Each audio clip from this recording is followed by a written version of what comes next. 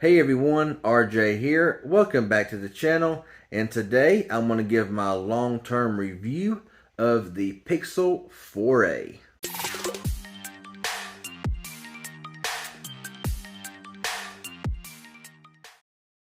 Okay, so I've had the Pixel 4a since it was released.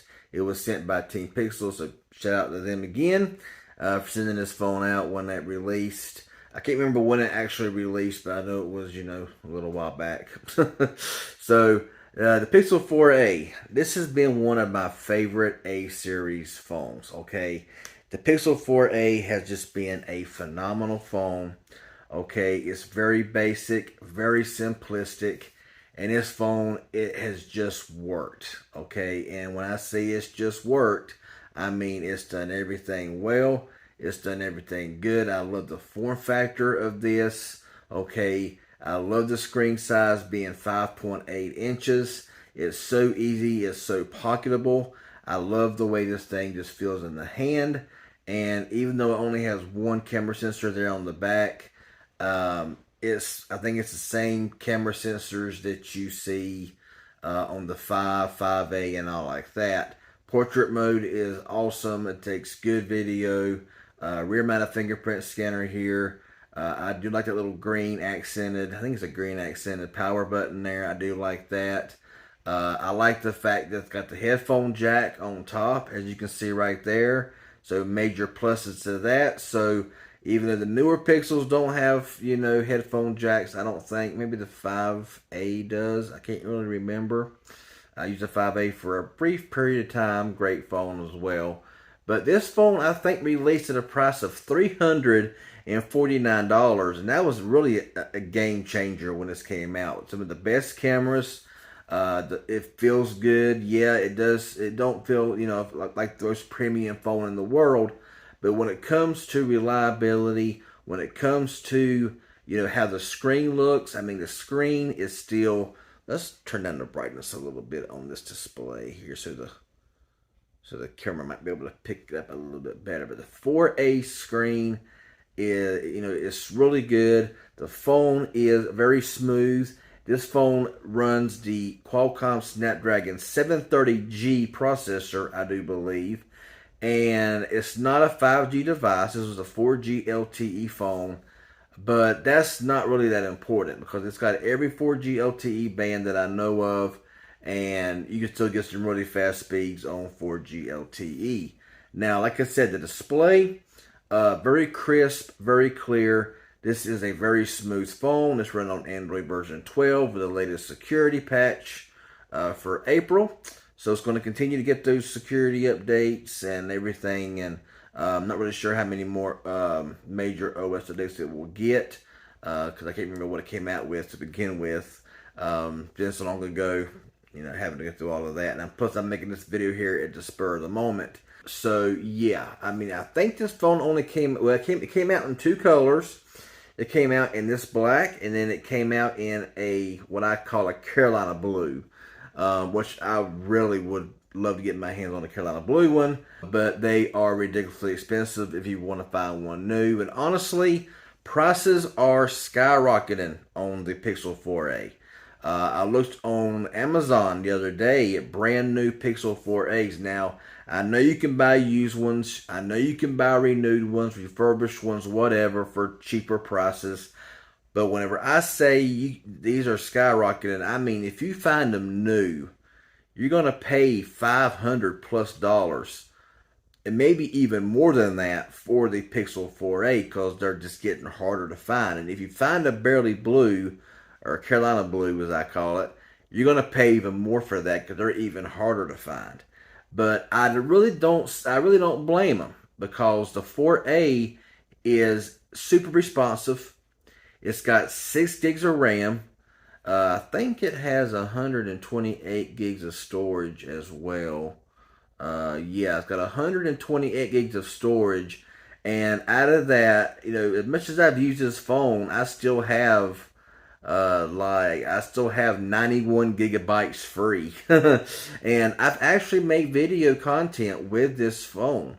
I got a video right now that I'm making on a product that I can't release right now. that needs a headphone jack, and the 4A I thought was the best phone for the job, and so it's doing a really good job. Microphone quality is good. Stereo speakers on this phone sound amazing. Okay, it's got the actual speaker up top here, down here at the bottom as well. Type C charging and all that kind of. I think 18 watts is what it charges at. But it's got some really good sound quality. The speakers get really loud. Really surprised how good the sound quality is here on this. Call quality, super clear. You'll have no problems hearing anybody on the phone. I'm talking to them. Speakerphone quality is good as well. Rear mounted fingerprint scanner is quick. I mean, of course, it's not the fastest thing on the market today, but when you press it every single time, you get a little haptic feedback there, and boom, it opens right up, and there is absolutely no problems with a rear mounted fingerprint scanner here on this phone. Now, as far as features go on this phone, there is basically just your standard Pixel. Okay, it has the same settings, it's got the same this, same that. The screen is 1080p, and it is OLED, so it's nice to see that there. So 1080p with an OLED display. Looking at some of the specs here, because I really forgot a lot of them, and the pixel density, being 443 pixels per inch, pretty impressive with the 19 by 5 by 9 aspect ratio. Now, like I said, the build quality is plastic, okay, plastic frame, plastic back, Gorilla Glass 3 here on the front. It says here that it did ship with Android 10, so it should get up to Android 13 with the 4A, so still plenty of time if you find this phone at a good price. Here, this phone has just been great. Okay, the battery, it is rather small. Okay, when you look at today's batteries, battery being a 3140 milliamp hour battery, but to be honest with you, the battery lasts quite a long time. It's got a 60 Hz display, OLED 1080p display, and all like that. But the battery surprisingly will last you quite a while. I've really not had any issues with battery life here, but it all depends on how you use your phone as well. I mean, if you're an absolute power user, then, but yeah, but for average usage, your battery life is going to be good. So yeah, really good phone. I have nothing negative to say about this phone. So I'm going to say, well, it don't got 5G. It's not important if it's got 5G or not. Okay? The screen's too small at 5.8 inches. Well, it's nice to have a very pocketable phone that you can just slip into a little, like a plastic back, plastic frame. You ain't going to need no extremely durable case. This looks more like a orangey brighter color and on camera that doesn't in person. It's darker, but this case was super cheap. I like the way it has a little flash cutout, the camera cutout, and the fingerprint scanner, and all the cutouts on the bottom and top and all like that. Just a cheap case that I bought for little to nothing. It wasn't expensive at all. But, this was a really good phone. And some will say, oh, well, this is just a budget phone. You got to love whenever, you hear some say, this is just, this was a really good budget phone. This is not a budget phone, okay? This is a good mid-range device with good mid-range specs. But I guess you could say, it's a good phone if you're on a budget, okay? Because you're not going to be, of course, getting the flagship specs, but you're not getting bare bones either. You're getting a premium camera, you're getting a premium phone, you're getting a good screen, you're getting a very fast phone, you're getting a phone that's going to do what it's very well optimized, and you're just going to get a really good phone. 730G is still running like a champ. It has not slowed down any on this phone. It performs as good now as the day that I got it.